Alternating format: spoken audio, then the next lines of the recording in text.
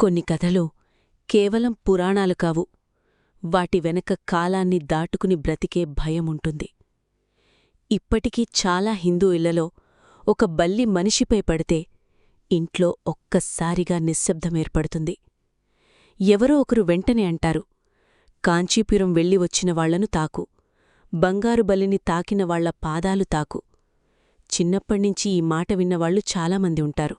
కానీ ఎందుకు ఒక చిన్న బల్లి మనిషి జీవితంతో, కర్మతో, దోషంతో కలిసిపోయింది?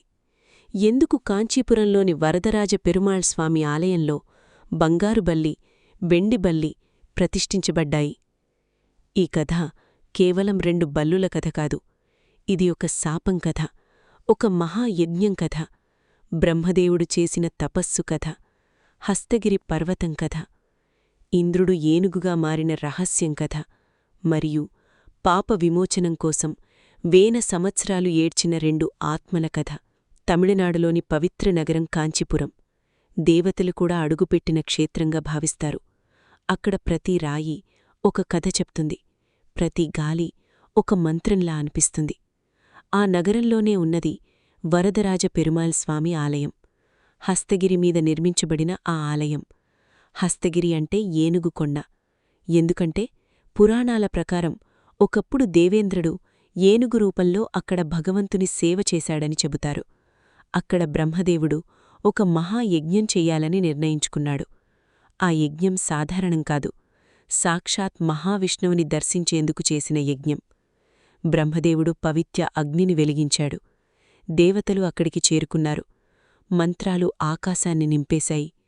అప్పుడు యజ్ఞాగ్నిలోంచి ఒక అద్భుతం జరిగింది. అగ్నిలోంచి స్వయంగా మహావిష్ణువు ప్రత్యక్షమయ్యాడు. అదే వరదరాజ పెరుమాళ్ స్వామి అవతారం. అందుకే ఆయనను వరమిచ్చే రాజు అని పిలుస్తారు. ఆయన హస్తగిరి మీద స్థిరంగా నిలిచాడు. అప్పట్నించి ఆ ప్రదేశం మోక్షమిచ్చే క్షేత్రంగా మారిపోయింది. సంవత్సరాలు గడిచిపోయాయి. ఒకరోజు మహర్షి గౌతముని ఆశ్రమంలో 2 శిష్యులుండేవారు. చాలా భక్తిశ్రద్ధలతో జీవించే యువకులు. ప్రతిరోజూ పూజకోసం నీళ్లు తెచ్చేవారు, పూలు సేకరించేవారు.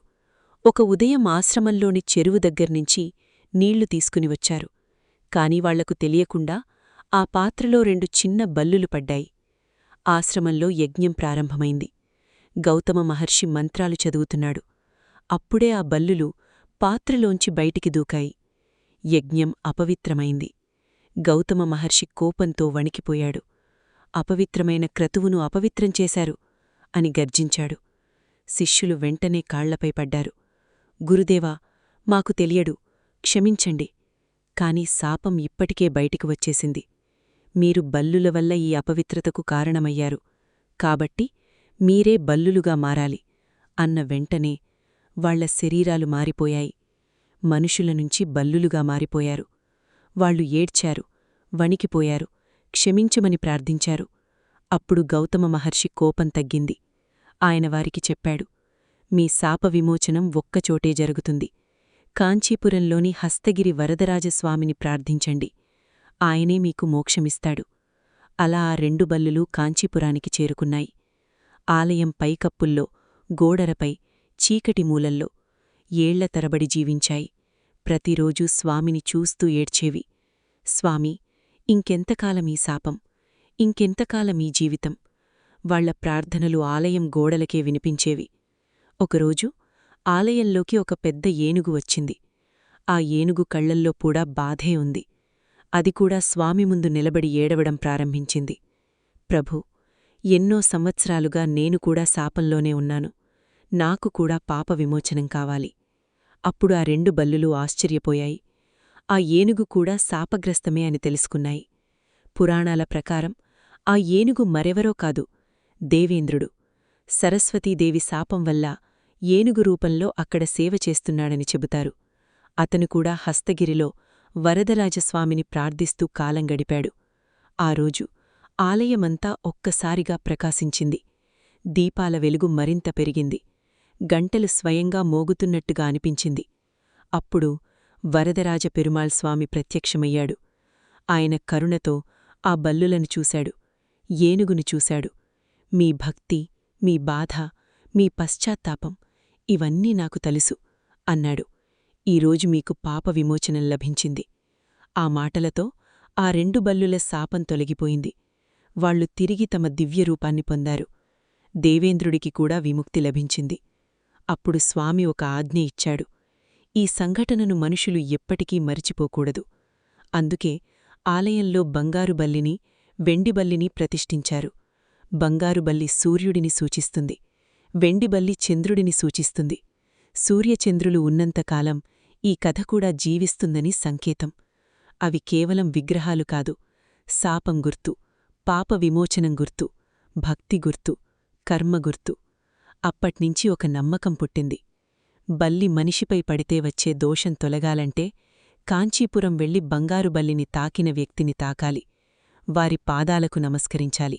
ఎందుకంటే వారు వరదరాజస్వామి కృపను తీసుకుని వచ్చారని నమ్మకం. అలా చేస్తే బల్లిదోషం నుంచి విముక్తి లభిస్తుందని పెద్దలు చెబుతారు. ఇప్పటికీ వేలాది మంది కాంచీపురానికి వెళతారు.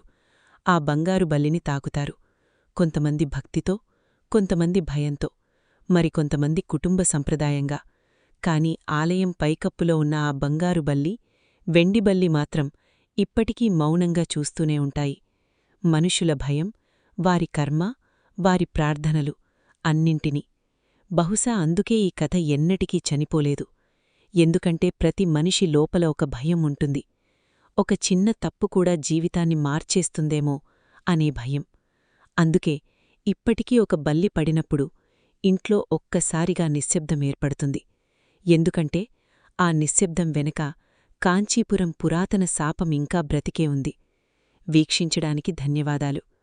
ఇలాంటి పురాతన హిందూ రహస్యాలు, దేవాలయ కథలు, పురాణాల్లా దాగిన మిస్టరీలు, శాపాల గాథలు ఇంకా వినాలంటే మా ఛానల్ను సపోర్ట్ చేయండి, ఫాలో అవ్వండి. ఈ కథను తప్పకుండా మీ కుటుంబంతో పంచుకోండి.